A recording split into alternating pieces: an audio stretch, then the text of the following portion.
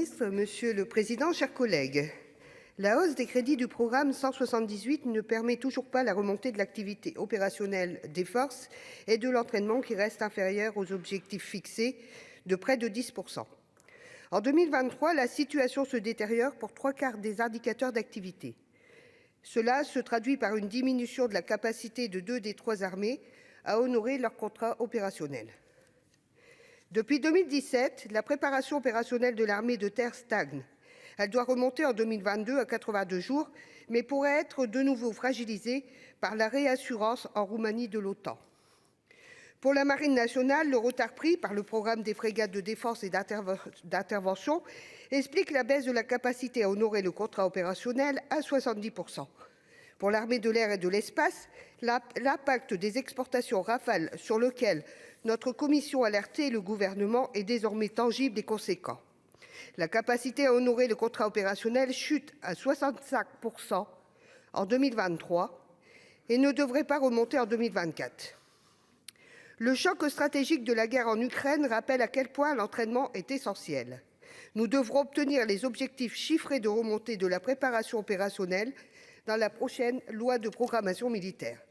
Il faut éviter qu'elle soit la variable d'ajustement inavouée des ambitions non financées de la LPM.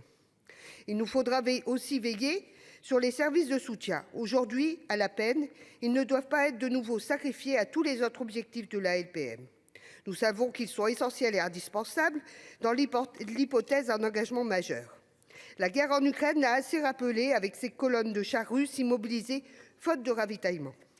Le déficit en médecins de premier secours de l'ordre de 125 en 2021 et non communiqué pour 2022 et la surprojection des personnels fragilise le service de santé des armées.